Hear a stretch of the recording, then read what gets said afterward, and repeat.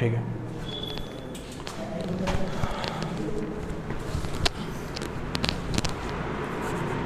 So hi, this is wake and you are watching my channel. तो भाई चालू करते हैं। फिलहाल से फिर दोबारा आते हैं फटाफट से। लास्ट वीडियो रह गई भाई, इसके बाद आपकी पूरी सीरीज खत्म हो गई सेमेस्टर 5 की।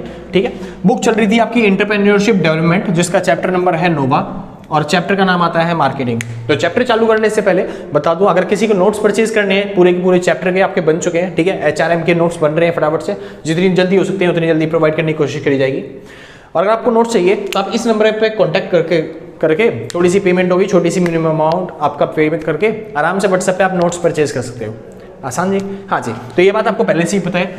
वापस आते हैं अपने चैप्टर पे, चैप्टर नंबर 9, जिसका नाम है क्या? मार्केटिंग। बहुत आसान चैप्टर है, बहुत ही अच्छा चैप्टर है। ठीक है जी, शुरू करते हैं। सबसे पहले बात आती है मार्केटिंग होता क्या है। तो मार्केटिंग है क्या? It is a process. Marketing क्या होता है? एक प्रोसेस होती है, एक प्रक्रिया होती है by which goods and services are exchanged and value determine in terms of money prices. Market क्या होता है? एक ऐसा प्रोसेस होता है, एक ऐसी प्रक्रिया होती है जिसके अंदर गुड्स और सर्विसेज को क्या करते हैं हम? एक्सचेंज करते हैं, और जो वैल्यू डिसाइड होती है वो भी किस में होती है? प्राइस की फॉर्म में उसकी वैल्यू डिसाइड करने के बाद। आसान है? तो मार्केटिंग क्या है? सॉरी भाई, नॉइस। ठीक है, तो पता ही है। तो फिलहाल मार्केटिंग क्या होती है? एक ऐसी प्रोसेस होती है जिसके अंदर क्या करते हैं हम? गुड्स और सर्विसेज को एक्सचेंज करते हैं, वो भी जो प्राइस होता है उसको डिसाइड करने के बाद। आसान है? हाँ जी। और बाकी तुम कर ही लोगे आगे बात करते हैं भाई मार्केटिंग के कंसेप्ट क्या होते हैं, कि मार्केटिंग के अंदर हमें करना क्या है। तो बेसिकली जो मार्केटिंग चैप्टर है इसके अंदर करना क्या है? मार्केटिंग में रॉ मटेरियल तैयार, मतलब रॉ मटेरियल खरीद के और उसको क्या करना होता है? उसको माल बनाना है और किसको पहुंचाना है? कंज्यूमर तक पहुंचाना है, ताकि क्या हो सके? कंज्यूमर का सेटिस्फैक्शन हो सके। आसान है? तो मार्केटिंग क्या होती है? एक ऐसी प्रोसेस होती है जिसमें हम रॉ मटेरियल खरीदते हैं, उससे मैन्युफैक्चरिंग करते हैं, और मैन्युफैक्चरिंग करने के बाद माल बनाते हैं और उसे बेचते हैं। और बेचने तक ही नहीं, उसको कंज्यूमर को सेटिस्फैक्शन मिलना चाहिए, उस पर भी ध्यान दिया जाता है। आसान है? तो मार्केटिंग क्या है? एक ऐसी प्रोसेस जिसके अंदर हम रॉ मटेरियल से लेके कंज्यूमर सेटिस्फैक्शन तक जितना भी काम होता है वो सारा का सारा देखभाल करने का काम किसका होता है? मार्केटिंग का। आसान है? हाँ जी। मतलब कि एडवर्टाइजिंग करना, मतलब माल को अपने बेचने का काम करना होता है किसके अंदर? मार्केटिंग के अंदर।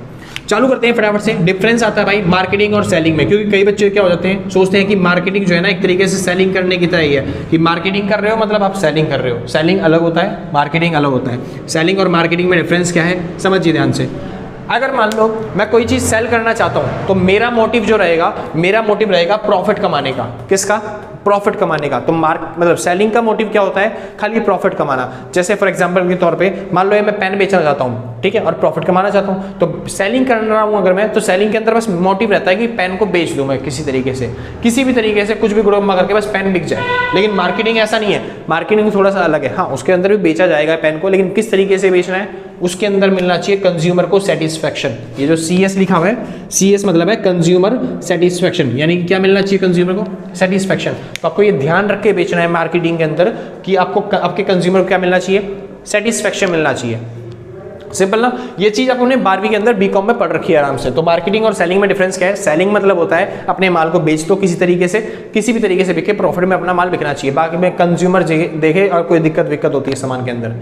ठीक है, लेकिन मार्केटिंग थोड़ा सा अलग है। मार्केटिंग मतलब क्या होता है? आपको अपने सामान को बेचना है, बेचने के बाद आपको ये भी मेक श्योर करना है कि कंज्यूमर को कोई दिक्कत नहीं होनी चाहिए। यानी अगर कंज्यूमर को कोई दिक्कत आ रही है तो उसका सामान लेके आपको ठीक ठाक करके देना पड़ेगा। वो सारी प्रोसेस किसके अंदर आती है? मार्केटिंग की। यानी मार्केटिंग थोड़ी सी बड़ी प्रोसेस है। किससे? सेलिंग से। सेलिंग मतलब होता है माल खाली बेचना, मार्केटिंग मतलब बेचने के बाद भी कंज्यूमर को सेटिस्फैक्शन प्रोवाइड करना। आगे चलते हैं।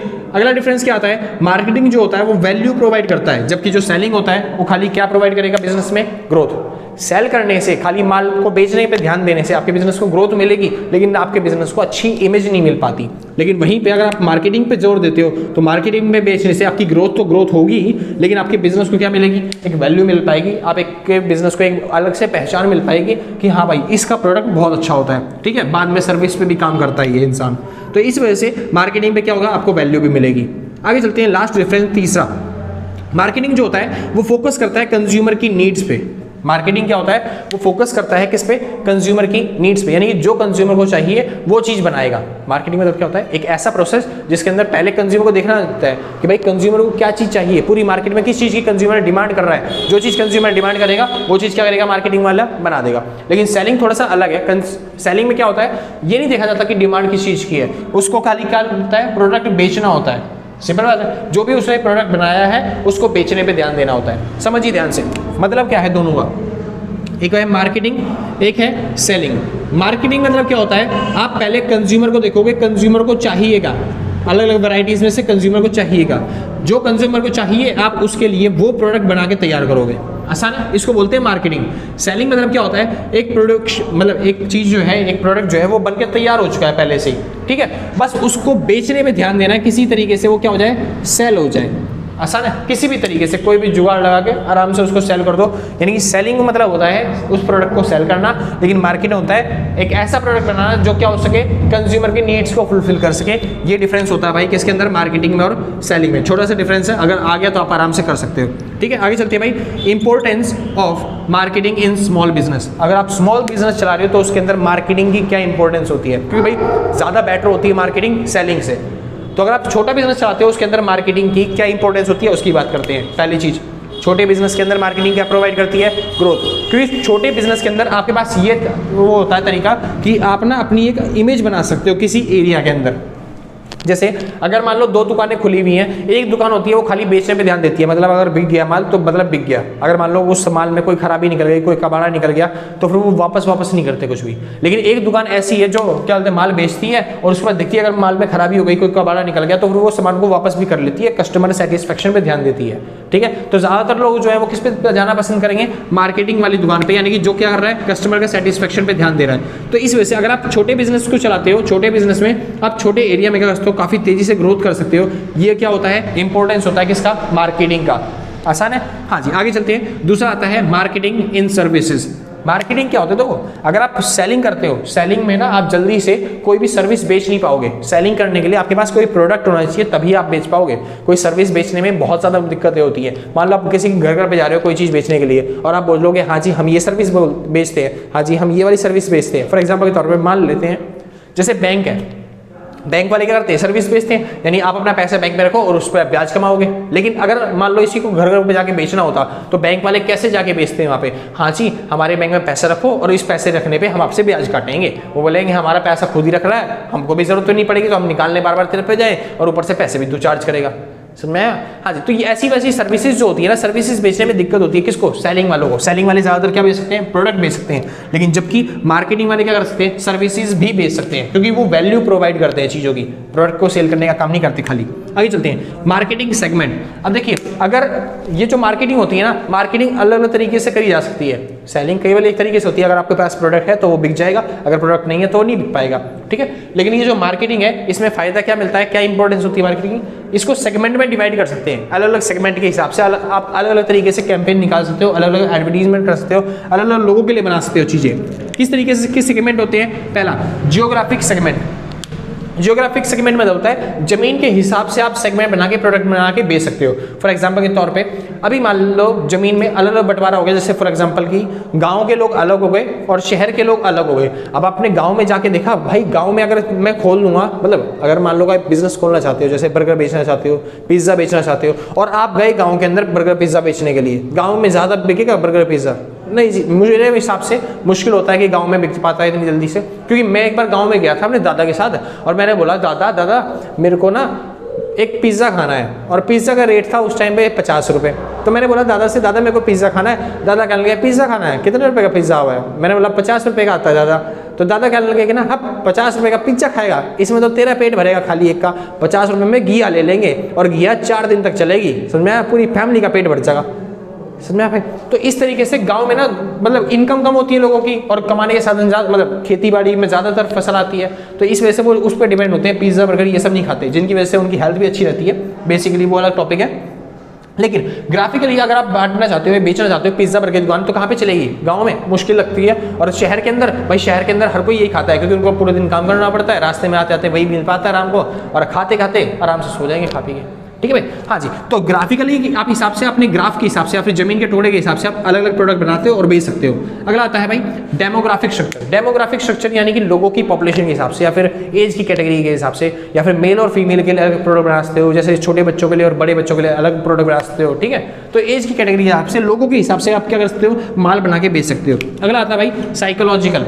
साइकोलॉजिकल तौर पे भी आप क्या कर सकते हो, प्रोडक्ट को अलग कर सकते हो, जैसे कि किसी की मतलब साइकोलॉजी पे अटैक करके, जैसे कि फॉर एग्जांपल कुछ चाय वाले लोग हैं, चाय वालों को ज़्यादा प्रमोट करके, जैसे आईफोन और सैमसंग वाले लड़ते रहते हैं एक दूसरे के कस्टमर की साइकोलॉजी झेल के, ठीक है, कि आईफोन बेकार है और सैमसंग बेकार है, इस तरीके से। अगला बिहेवियर, आप कस्टमर का बिहेवियर देख के, ठीक है, कि कस्टमर का जो बिहेवियर है उस पर अटैक करते हैं। फॉर एग्जांपल के तौर पे मान लो कुछ ऐसे इंसान है जो ब्रश व्रश नहीं करते, नहाते धोते नहीं है, ठीक है भाई, तो आप उनको डॉक्टर की एडवाइस दिला सकते हो कि भाई ब्रश करने से ये फायदे मिलते हैं, ये सब चीज़ें मिलती हैं, ताकि उनका बिहेवियर क्या हो सके, वो चेंज हो सके, वो डेवलप हो सके। तो इस तरीके से क्या किया जा सकता है, मार्केटिंग के थ्रू अपने बिजनेस को, स्मॉल बिजनेस को बढ़ाया जा सकता है। ठीक है, हाँ जी, इतने सारे पॉइंट्स हैं, आप आराम से कर दोगे। आगे चलते हैं भाई। अगला टॉपिक आता है सबसे इंपॉर्टेंट टॉपिक जो पेपर में बहुत ज़्यादा बार आता है, ठीक है, नाम है मार्केटिंग मिक्स। बहुत ज़्यादा बार भाई, बहुत बार आता है। तो मार्केटिंग मिक्स क्या होता है, एक सिस्टमैटिक बैलेंस बनाने का काम होता है इनपुट के बीच में और मार्केटिंग सिस्टम के बीच में, यानी जो हमने माल बनाया है उसके बीच में और कस्टमर के बीच में एक सिस्टम बनाने का काम क्या होता है, मार्केटिंग मिक्स। मतलब सिंपल भाषा में अगर कहा जाए, अपने माल को बेचना है और किसको बेचना है, कस्टमर को, और उनको क्या मिलना चाहिए, सेटिस्फैक्शन। किस तरीके से ये मिलेगा कस्टमर, मतलब अपने माल को कस्टमर तक कैसे बेचा जाए जिससे उनको क्या मिल जाए, सेटिस्फैक्शन मिल जाए, उस पूरी प्रोसेस को क्या बोलते हैं, मार्केटिंग मिक्स। और इसको 4P के नाम से जाना जाता है, मतलब 4 Ps के नाम से जाना जाता है, ठीक है, जिसमें से पहला P है प्रोडक्ट, दूसरा P प्राइस, तीसरा P प्रमोशन और चौथा P प्लेस, या फिर आप कह सकते हो डिस्ट्रीब्यूशन। ठीक है, और कई बार भाई ये अलग अलग पॉइंट ही आपके बहुत ज़्यादा नंबर खींच जाते हैं, ये अलग अलग टॉपिक ही इंपॉर्टेंट है। जैसे कि पहला P, ये पहला P क्या होता है, प्रोडक्ट, तो आपको प्रोडक्ट पे फोकस करना पड़ेगा। जैसे कि प्रोडक्ट में क्या क्या चीज़ें होती हैं, जैसे कि ब्रांडिंग, क्या लिख रहा हूँ यार ये, ब्रांडिंग, ठीक है, लेबलिंग, इन सब पे फोकस करना पड़ेगा भाई। ठीक है, ब्रांडिंग हो गई, लेबलिंग हो गई, प्रोडक्ट की वैरायटीज, ठीक है, यानी आपके प्रोडक्ट के बारे में देखना पड़ेगा कि आपका प्रोडक्ट कैसा बन रहा है, किसके लिए है, कौन सी आपकी टारगेट ऑडियंस है, कितने साल के बच्चों के लिए बनाया जा रहा है, किस तरीके का प्रोडक्ट है, उसका नाम क्या रखा जाएगा, उसकी कलर क्या रखे जाएंगे, उसकी थीम क्या बनाई जाएगी। मतलब आपका प्रोडक्ट का सारा हिसाब किताब किसके अंदर सेट करना पड़ेगा आपको, प्रोडक्ट के अंदर। आसान है। तो मार्केटिंग मिक्स का पहला पॉइंट क्या होता है, P, जिसके अंदर आपको प्रोडक्ट का ध्यान रखना पड़ेगा अच्छे तरीके से। उसके बाद आता है भाई प्राइस। अब यहाँ पे आपको डिसाइड करना पड़ेगा कि प्राइस कैसा रखा जाए। अलग अलग तरीके के प्राइस होते हैं, जैसे कि फॉर एग्जांपल पहला होता है कॉस्ट, हाँ, प्राइस अकॉर्डिंग टू कॉस्ट। पहला क्या है, प्राइस अकॉर्डिंग टू कॉस्ट, यानी कॉस्ट के हिसाब से प्राइस। जैसे हमारी कॉस्ट इतनी आई है तो हम थोड़ा सा प्रॉफिट ऐड करके इतना प्राइस रख देते हैं। आसान है, हाँ जी। इसके बाद दूसरा क्या आता है, दूसरा आता है कॉम्पिटिटिव प्राइस।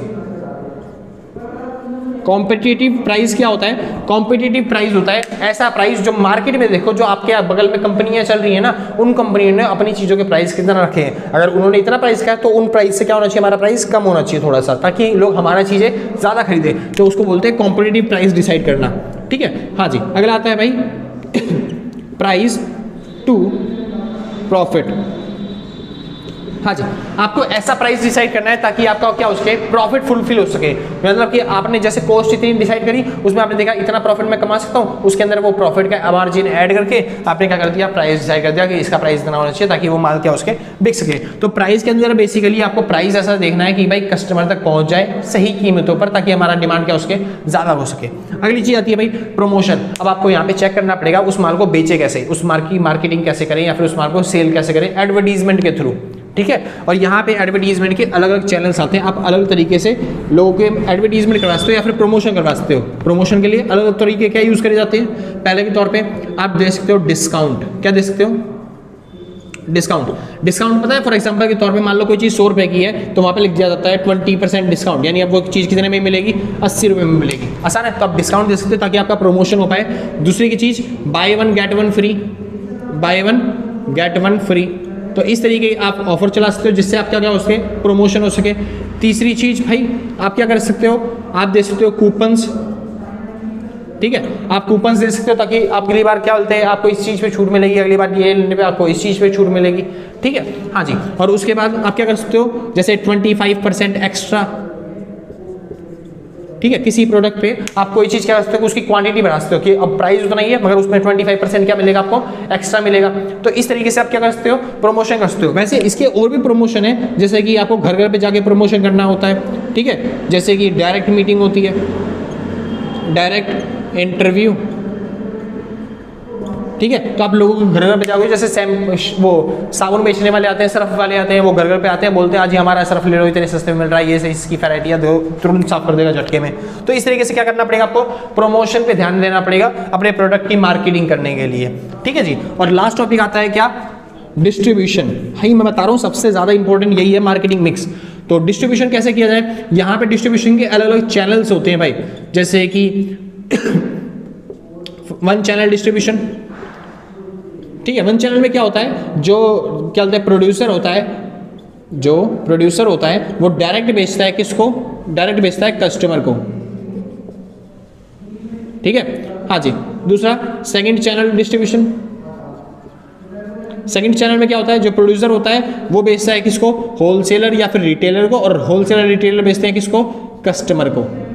उसके बाद थर्ड चैनल डिस्ट्रीब्यूशन आता है, जिसके अंदर जो प्रोड्यूसर होता है वो बेचता है पहले होलसेलर को, फिर होलसेलर बेचता है रिटेलर को, और फिर रिटेलर बेचता है किसको, कस्टमर को, ठीक है। एक होता है डायरेक्ट चैनल, क्या होता है, डायरेक्ट चैनल, जिसके अंदर जो पूरा चैनल था इसके थ्रू ऐसा नहीं होता कुछ भी, होलसेलर से सीधा माल खरीद लेते हैं कंपनी वाले और वो सीधा बेच देते हैं किसके पास, कस्टमर के पास। ऐसे चैनल यूज करते हैं फ्लिपकार्ट कंपनी वाले, जितने भी ना अमेजोन कंपनी वाले, ये लोग यूज करते हैं ऐसा मेथड, यानी कि डायरेक्ट मेथड, जो कि सीधा प्रोड्यूसर से खरीदते हैं और कस्टमर को बेच देते हैं। सिंपल बात है भाई। तो आपको बताना पड़ेगा डिस्ट्रीब्यूशन कैसे कर सकते हो। फॉर एग्जांपल तो अलग अलग क्वांटिटीज के हिसाब से, जैसे कि मान लेते हैं दूध बेचना है, दूध क्या होता है, मुश्किल से 3-4 दिन चलेगा और उसके बाद खराब हो जाएगा, तो इस वजह से ज्यादा टाइम रेट तो ले नहीं सकते, तो क्या ये वाला मेथड यूज करेंगे, यानी अपने प्रोडक्ट को पहले क्या बोलते हैं उसे, पहले अपने प्रोडक्ट को होलसेलर को बेचें, फिर रिटेलर को बेचें, फिर उसके बाद कस्टमर तक पहुंचे, इतने में तो टाइम ज़्यादा लग जाएगा, तो दूध खराब हो जाएगा। इस वजह से दूध बेचने वाली कंपनियों को सीधा प्रोड्यूसर से किस पे जाना होता है, कस्टमर पर। ज़्यादा से ज़्यादा वो क्या करती है, प्रोड्यूसर से होलसेलर पे, होलसेलर से कस्टमर पे, इससे ज़्यादा वो क्या करती है, डिस्ट्रीब्यूशन नहीं फैला सकती, ठीक है भाई। तो इस तरीके से आपको प्रोडक्ट पर डिपेंड करता है कि आपको कौन सा डिस्ट्रीब्यूशन का चैनल चूज करना पड़ेगा। आगे चलते हैं भाई, अगला टॉपिक आता है और उसके बाद आगे चलेंगे भाई। टॉपिक आता है market problems for small scale unit, मिट गया शायद, हाँ जी, फॉर स्मॉल स्केल SCALE, हाँ जी, market problems for small scaling unit. अगर आप छोटे लेवल के बिजनेसमैन हो या फिर आप छोटे लेवल पे मार्केटिंग करते हो, छोटे लेवल पे माल बेचते हो, तो फिर आपके लिए क्या क्या प्रॉब्लम्स आ सकती हैं उसके बारे में बात करते हैं। पहली चीज, competition from large scale sector. जो लार्ज स्केल सेक्टर यानी कि अगर मान लो छोटे लेवल पे आपकी दुकान है और आप क्या बोलते हैं बिजनेस कर रहे हो, तो आपकी दिक्कत क्या हो सकती है, पहले बड़े जो लेवल है ना या फिर जो लार्ज स्केल पे प्रोडक्शन कर सकते हैं वो आपको क्या करेंगे, बंद करने की कोशिश करेंगे। तो पहली दिक्कत ये हो सकती है। दूसरी, लैक ऑफ मार्केटिंग नॉलेज। क्या बोलते हैं, छोटे लेवल के बिजनेसमैन होते हैं तो इस वजह से हर चीज तो वो संभाल नहीं पाते, तो हर चीज को ना संभाल पाने की वजह से उनके पास नॉलेज की क्या हो जाती है, कमी हो जाती है। वहीं पे जो लार्ज स्केल बिजनेसमैन होते हैं उनके पास काम करने के लिए बहुत सारे लोग हैं, और जब काम करने के लिए बहुत सारे लोग हैं तो वो अपने चीज में हर एक फील्ड में क्या होते हैं, एक्सपर्ट होते हैं, तो उनके पास नॉलेज क्या होती है, ज्यादा होती है। इस वजह से इनकी दिक्कत होती है। Lack of sale promotion. अब छोटे लेवल का बिजनेस है तो ज्यादातर ये अपनी सेल की प्रमोशन नहीं करवा पाएंगे, ज्यादातर एडवर्टीजमेंट नहीं करवा पाएंगे, लेकिन जो बड़े लेवल के बिजनेस होते हैं वो ज्यादा एडवर्टीजमेंट करवा सकते हैं। तो इस वजह से इनके पास सेल प्रमोशन का भी चांसेस क्या होते हैं, कम होते हैं। Weak bargaining power. क्या होती है, वीक बार्गेनिंग पावर। अगर आप स्मॉल लेवल पे बिजनेस करते हो तो फिर अगर मान लो कोई सामान खरीदने जा रहे हो या फिर कोई रॉ मटेरियल खरीदने जा रहे हो, तो फिर जिस बड़ी कंपनी के पास आप गए हो उससे सोचोगे एक बार, यार छोटे लेवल का बिजनेस है, पता नहीं डिस्काउंट देगा या नहीं देगा, काम माल सस्ते में देगा या नहीं देगा, एक बार बोल के देखूँ या फिर नहीं देखो, क्योंकि आप छोटे लेवल पे बिजनेस करते हो। अगर आपको बड़े लेवल पे बिजनेस करना होता तो फिर बड़े लेवल पे आप क्या करते हो भाई, सीधा जाके मेरा इतना बड़े का ऑर्डर है, ठीक है, वो भी बोलेंगे भाई साहब आइए आपको ऑर्डर दीजिए फटाफट से, इतना माल आपको छूट दिया जाएगा। तो अब जब बड़े लेवल पर ऑर्डर देते हो तो फिर आपको छूट ज़्यादा मिलती है, लेकिन जब आप छोटे लेवल पर बिजनेस करते हो तो छूट क्या मिलती है, कम मिलती है। इस वजह से बार्गेनिंग में क्या होती है आपकी, कम होती है। आगे चलती है भाई, प्रोडक्ट क्वालिटी। प्रोडक्ट की क्वालिटी डिटरमाइन करनी पड़ती है भाई, और जो कि छोटे लेवल पे ना बहुत मुश्किल हो जाता है, ठीक है, क्योंकि बड़े लेवल पे है तो प्रोडक्शन हम बड़े लेवल पे कर रहे हैं, इस वजह से कॉस्ट कम पड़ रही है, हम प्रोडक्ट अच्छा बना सकते हैं। छोटे लेवल पे हमें कॉस्ट क्या पड़ती है, ज़्यादा पड़ती है, इस वजह से प्रोडक्ट की क्वालिटी जो होती है उससे कॉम्प्रोमाइज़ करना पड़ता है। लास्ट आता है भाई क्रेडिट सेल। क्रेडिट सेल उधार माल बेचना, और यहाँ पे क्रेडिट मतलब प्रॉफिट कमाने के लिए कई बार क्या होता है, उधार माल बेचना पड़ता है, और उसमें क्या हो सकता है कि भैया धोखाधड़ी हो सकती है या फिर पैसा डूब सकता है। आसान है। हाँ जी, तो ये सारी प्रॉब्लम्स आ सकती है किसको, स्मॉल स्केल बिजनेस करने वालों को। ठीक है भाई, तो आगे यहाँ पे खत्म होता है, शुरू करते हैं अगले वीडियो, अगला टॉपिक। ठीक है भाई। हाँ जी, अगर किसी को नोट्स परचेज करने हैं तो इस नंबर पर कॉन्टैक्ट करके आप नोट्स परचेज कर सकते हो। तो फिलहाल चालू करते हैं अगला टॉपिक।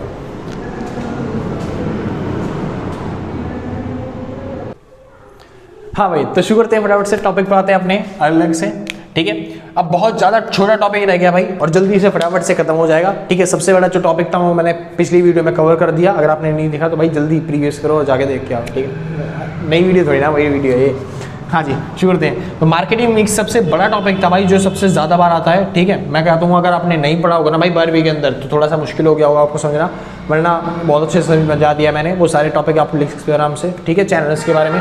तो मार्केटिंग मिक्स पे फोकस कर लेना। बाकी ये छोटे छोटे टॉपिक है जो कि नहीं है, क्योंकि मेरे को लगता है भाई वो वाला टॉपिक तुम्हें पहले एक बार पढ़ रखा था, तो इस वजह से ज़्यादा पढ़ाने की जरूरत नहीं है उसके बारे में। ठीक है, क्योंकि आपके एग्जाम पास में आ रहे हैं, तो जो आपको लगता है मेरे को नहीं आते होंगे आपको, वो बता रहा हूँ मैं। ठीक है, शुरू करते हैं भाई फटाफट से, समझिए ध्यान से। पहला टॉपिक आता है भाई policy support to small scale industry, यानी गवर्नमेंट की तरफ से ऐसी कौन सी पॉलिसी थी जिसने सपोर्ट किया किसको, स्मॉल स्केल इंडस्ट्रीज को।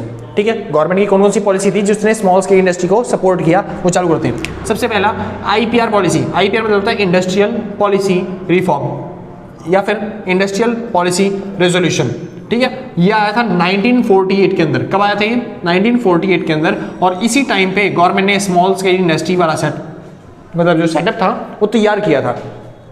ठीक है भाई, यानी कि 1948 के अंदर आईपीआर जो पॉलिसी का रेजोल्यूशन आया था, उसी के अंदर गवर्नमेंट ने स्मॉल स्केल इंडस्ट्री का सेटअप क्या किया, तैयार किया। क्यों, क्योंकि गवर्नमेंट को दिखा स्मॉल स्केल इंडस्ट्री के अंदर 3 तरह की खासियत है। पहली खासियत कि ये कम कैपिटल में खुल जाती हैं, इनको कैपिटल की जरूरत क्या पड़ती है, कम पड़ती है, यानी थोड़ा सा पैसा लगाओ और बिजनेस खुल जाता है। दूसरा खासियत ये लोगों को देती है भाई, क्या देती है ये, एम्प्लॉयमेंट। ठीक है, तो ये लोग क्या करती हैं, एम्प्लॉयमेंट प्रोवाइड करती हैं। लार्ज स्केल इंडस्ट्री मशीनों का यूज़ करती है, लेकिन जो स्मॉल स्केल इंडस्ट्री है वो लेबर्स का यूज़ करती हैं। इस वजह से ये लोगों के क्या प्रोवाइड करती हैं, एम्प्लॉयमेंट। और तीसरी चीज़ फ्लैक्सिबिलिटी। फ्लैक्सिबिलिटी मतलब यानी कि कभी भी आप अपना बिजनेस एक जगह से छोड़ के दूसरी जगह पे जा सकते हो, कभी भी सेटअप कर सकते हो। तो स्मॉल स्केल इंडस्ट्री ये सब फायदे प्रोवाइड करती है जो कि बिजनेस को ज़्यादा जरूरत है, या फिर हमारे देश को बहुत ज़्यादा जरूरत है। तो इस वजह से गवर्नमेंट ने क्या किया, प्रमोट करना चालू कर दिया किसको, स्मॉल स्केल इंडस्ट्री को। कब से, 1948 से शुरू होते हैं भाई। इसके बाद आया भाई 1956। देखो हमारा देश आज़ाद हुआ था 1947 में। 47 में आज़ादी के साथ ही हमने पॉलिसी बना दी स्मॉल स्केल इंडस्ट्री 1948 के अंदर। लेकिन फिर इसके बाद 1951 में गवर्नमेंट आई और गवर्नमेंट ने चालू कर दी भाई कौन सी पॉलिसी, एग्रीकल्चर को डेवलप करने का। लेकिन बाद में उन्होंने सोचा बहुत अच्छा तरीका था स्मॉल स्केल इंडस्ट्री को डेवलप करने के लिए, फिर दोबारा से वो पॉलिसी लेके आए 5 साल बाद। हर 5 साल बाद गवर्नमेंट चेंज होती है ना, तो 1951 से 5 साल बाद 1956 में, मतलब 1956 में फिर से आ गई क्या, आईपीआर पॉलिसी, जो इंडस्ट्रियल पॉलिसी रिफॉर्म, वही से दोबारा से आ गया, जिसके अंदर गवर्नमेंट ने क्या करना चालू कर दिया, स्मॉल स्केल इंडस्ट्री को बढ़ावा देना चालू कर दिया। आसान है। और इसी के अंदर गवर्नमेंट ने पता है क्या किया था, गवर्नमेंट ने निकाला था टैक्स हॉलीडे और एक्साइज कंसेशन का, क्या लिख दिया, एक्साइज आएगा भाई, EXCISE, एक्साइज कंसेशन का प्लान। गवर्नमेंट ने बोला था अगर आप देखो, गवर्नमेंट ने एक टॉपिक बनाया था, नाम था स्पेशल इकोनॉमिक जोन, अगर आपने बचपन में सीखा हो तो SEZ मतलब होता है स्पेशल इकोनॉमिक जोन। आसान है, मतलब क्या है, पूरे भारत में कुछ ऐसे एरियाज होते हैं जो डेवलप नहीं होते, जैसे उस टाइम पे बिहार हो गया या फिर यूपी हो गया, कुछ ऐसे एरिया थे गांव वाले जो डेवलप नहीं थे, तो गवर्नमेंट ने सोचा इनको भी डेवलप किया जाए। तो गवर्नमेंट ने ऐसे एरिया जो अनडेवलप रह गए उनको बोलते हैं स्पेशल इकोनॉमिक जोन। और गवर्नमेंट ने बोला स्मॉल स्केल इंडस्ट्री से, अगर कोई इंसान इस जगह पे जाके इंडस्ट्री सेटअप करता है, यानी कि इस जगह पे जाके स्मॉल स्केल इंडस्ट्री में बिजनेस चालू करता है, ठीक है, अगर कोई इंसान यहाँ पे स्मॉल स्केल इंडस्ट्री में जाके बिजनेस चालू करता है, तो क्या करना है भाई, हाँ जी, उसको 2 चीजें मिलेगी। पहली चीज मिलेगी टैक्स हॉलीडे, दूसरी चीज मिलेगा कंसेशन, वो भी किस पे, एक्साइज पे। टैक्स हॉलीडे मतलब उसको टैक्स के अंदर क्या मिल जाएगी भाई, छूट मिल जाएगी, या फिर आप कह सकते हो रिबेट मिल जाएगी। आसान है। हाँ जी, तो गवर्नमेंट ने टैक्स में हॉलीडे देना चालू कर दिया उस लोगों को, यानी छूट देनी चालू कर दी, यानी कि जो शहर में लोग रहने वाले हैं उनको ज़्यादा टैक्स भरना पड़ेगा, और अगर आपने बिजनेस सेटअप किया गांव के अंदर तो टैक्स क्या भरना पड़ेगा, कम भरना पड़ेगा। आगे चलते हैं, एक्साइज कंसेशन। एक्साइज कंसेशन मतलब यानी अगर आप विदेशों से कोई चीज़ मंगाना चाहते हो या फिर विदेशों में कोई चीज़ बेचना चाहते हो तो वहाँ पे एक्साइज ड्यूटी जो लगती थी उसमें थोड़ा सा कंसेशन हो गया, यानी कि आराम से आप एक्सपोर्ट इंपोर्ट कर सकते हो। तो इस वजह से लोगों ने देखा इतना फायदा, टैक्स में भी फायदा, एक्साइज में भी फायदा, तो लोगों ने चालू कर दिया कहाँ में बिजनेस करना, SEZ में, स्पेशल इकोनॉमिक जोन में, यानी देश के ऐसे एरिया में जो पहले से पिछड़े हुए थे, ताकि वो भी क्या उसके डेवलप हो सके। आसान है। हाँ जी, तो कब लेके आई थी गवर्नमेंट ये पॉलिसी? 1956 के अंदर, ताकि टैक्स हॉलीडे और एक्साइज कंसेशन दोनों दे सकें। आगे चलते हैं भाई, IPR 1980। भाई यहाँ पे इंडस्ट्रियल पॉलिसी का एक तरह से बूम आ गया था, यानी देश विकास करना चालू हो गया था। कब से? 1980 के बाद से। ठीक है, क्यों? क्योंकि गवर्नमेंट ने यहाँ पे लोगों को प्रोवाइड कर दिया लोन देना, ताकि बिजनेस चालू कर सको। जैसे कोई अगर टाइनी इंडस्ट्री चालू करना चाहता है, छोटी इंडस्ट्री चालू करना चाहता है, तो 2 लाख तक का लोन गवर्नमेंट प्रोवाइड कर रही थी। यहाँ पे अगर कोई स्मॉल बिजनेस चालू करना चाहता है तो 20 लाख तक का फाइनेंस कौन दे रही थी? गवर्नमेंट दे रही थी। और अगर कोई थोड़ा और बड़ा बिजनेस चालू करना चाहता है तो 25 लाख तक का आपको लोन मिल जा रहा था बिजनेस चालू करने के लिए। आसान है। कब? 1980 में। तो भाई लोग क्यों ना जाएं बिजनेस चालू करने के लिए? तो इस वजह से गवर्नमेंट ने क्या किया? सपोर्ट किया किसको? लोगों को बिजनेस चालू करने के लिए। कब से? 1980 में। 1991 में, 1991 तुम्हें पहले से याद है किसके लिए फेमस है भाई? हाँ जी, ये फेमस है LPG पॉलिसी के लिए। Liberalisation, privatisation and globalisation. आसान है। हाँ जी, यहाँ पे गवर्नमेंट ने क्या कर दिया? ग्लोबलाइजेशन, विदेशी कंपनियां यानी कि हमारे देश में अब आ सकती हैं। और इसी वजह से गवर्नमेंट को पता था स्मॉल स्केल इंडस्ट्री को क्या हो सकता है? सबसे भारी नुकसान हो सकता है, क्योंकि जो लार्ज स्केल इंडस्ट्री है, जो बड़े बड़े लोग बिजनेसमैन होते हैं, वो छोटे लोगों को क्या कर देते हैं? दबा देते हैं, उनका बिजनेस बंद कर देते हैं। तो इसी वजह से गवर्नमेंट ने क्या किया? इस पॉलिसी के अंदर 1991 में अंदर इनको प्रोवाइड किया भाई सपोर्ट। किसको? स्मॉल स्केल इंडस्ट्री को। यानी कि इनके कुछ क्राइटेरिया बना दिए, जैसे कि इस शहर के अंदर 25% जो है लिमिट है स्मॉल स्केल इंडस्ट्री होनी ही होनी चाहिए। 25% से बिल्कुल भी कम नहीं होनी चाहिए। यानी कि स्मॉल स्केल इंडस्ट्री वालों को क्या कर दिया? कुछ रेफरेंस दे दिया, कुछ छूट दे दी, या फिर आपको इतना टैक्स नहीं भरना, या फिर ये सब चीजें प्रोवाइड कर दी। ठीक है, एक तरीके से सपोर्ट दिखाया गवर्नमेंट ने किसको? लिबरलाइजेशन, प्राइवेटाइजेशन, ग्लोबलाइजेशन के अंदर किसको? स्मॉल स्केल इंडस्ट्री को भाई 1991 में। ठीक है, जब ये LPG पॉलिसी आई थी उस टाइम की बात है। इसके बाद भी गवर्नमेंट स्मॉल स्केल इंडस्ट्री के लिए नए नए प्लान्स लाती रहती है, नई नई चीजें करती रहती है। वो उतने ज्यादा इंपॉर्टेंट नहीं है जितने ये वाले इंपॉर्टेंट है। ठीक है भाई। हाँ जी, तो आप ये वाले कर जाओगे बहुत होगा आपके लिए। ठीक है, आगे चलते हैं फटाफट से। टॉपिक आता है भाई measures for promotion and development small scale industry. Small scale industry का प्रमोशन और डेवलपमेंट किस तरीके से करवाया जाता है, या फिर किस तरीके से करती है गवर्नमेंट, किस तरीके से उनको बढ़ावा देती है, उसके बारे में बात करते हैं। तो पहला, रिजर्वेशन पॉलिसी। गवर्नमेंट ने जगह रिजर्व कर रखी है, जैसे बताया 1991 से ही चालू कर दी रिजर्वेशन पॉलिसी, यानी कि अपने हर शहर के अंदर रिजर्व होगा कि इतनी स्मॉल स्केल इंडस्ट्री होनी ही चाहिए। तो इस तरीके से गवर्नमेंट क्या करती है? उनको प्रमोट करती है, या फिर स्मॉल स्केल इंडस्ट्री को क्या करती है? डेवलप करती है। ठीक है, government purchase preference policy of small scale industry product. यानी कई बार क्या होती है? गवर्नमेंट ही खरीद लेती है स्मॉल स्केल इंडस्ट्री प्रोडक्ट। समझा? जो छोटे छोटे लोग जो बिजनेस करते हैं गवर्नमेंट करती है। अगर गवर्नमेंट को कोई चीज़ खरीदनी है ना तो बड़े लोगों के पास नहीं जाती, वो स्मॉल स्केल लोगों के पास जाती है, छोटे छोटे लोगों के पास जाती है, उनसे ऑर्डर परचेज करती है। क्यों? ताकि वो भी क्या कर पाए? डेवलप कर पाए, उनका माल भी क्या उसके बिक सके, इस तरीके से। लेकिन बाद में देखा गवर्नमेंट ने इससे लॉस हो रहा है गवर्नमेंट को, क्योंकि हर कोई गवर्नमेंट के लिए माल बनाता था और गवर्नमेंट को माल बेच देता था। समझ में आया? हाँ जी, तभी तो गवर्नमेंट ने डिसाइड कर दी क्या? MSP, याद है? Minimum selling price. जो फार्मर्स होते थे, जो किसान होते थे, वो छोटी छोटी चीज़ें बनाने लग गए थे। खेती तो कर ही रहे हैं वो, लेकिन साथ में थोड़े बिजनेस भी होते हैं ना भाई, छोटे छोटे। हाँ जी, तो उन्होंने वो छोटे छोटे बिजनेस बनाने चालू कर दिए, और वो सोचते हैं किसको बेच देंगे? गवर्नमेंट को बेच देंगे, और वो गवर्नमेंट उनसे खरीद भी लेती थी। तो इस वजह से उनको गवर्नमेंट को लॉस हो रहा है। ठीक है भाई। हाँ जी, तो इसी वजह से गवर्नमेंट ने क्या कर दिया? Government purchase preference policy for marketing. यानी गवर्नमेंट ने आपसे वादा किया स्मॉल स्केल इंडस्ट्री को कोई प्रोडक्ट नहीं खरीदेगी, हम आपकी मार्केटिंग में हेल्प करेंगे, आपको डेवलप करने में, आपको लोन प्रोवाइड करने में, आपको छूट देने में। ठीक है, इन सब में हेल्प कर देंगे आपकी। ठीक है, तो गवर्नमेंट ने इस तरीके से प्रमोशन किया और डेवलपमेंट किया किसका? स्मॉल स्केल इंडस्ट्रीज का। आगे चलते हैं, लास्ट के 2 टॉपिक रह गए। टेक्निकल, हाँ जी, असिस्टेंस। गवर्नमेंट ने स्मॉल स्केल इंडस्ट्री को पहुंचाया क्या? टेक्निकल असिस्टेंस और रॉ मटेरियल असिस्टेंस। ठीक है, किस तरीके से? पहला, बिल्डअप स्पेस, यानी कि उनके लिए जगह बना के, स्मॉल स्केल इंडस्ट्री के लिए जगह बना के या फिर स्पेस देके, रिजर्वेशन देके उनके लिए क्या कर दिया? टेक्निकल असिस्टेंस प्रोवाइड किया। अगला, इंस्टेंट पावर कनेक्शन। उनके लिए क्या करवा दिया भाई? Instant power connection. For example के तौर पर आजकल देखोगे ना बिजली भाई, पावर वही बात है, बिजली के बारे में।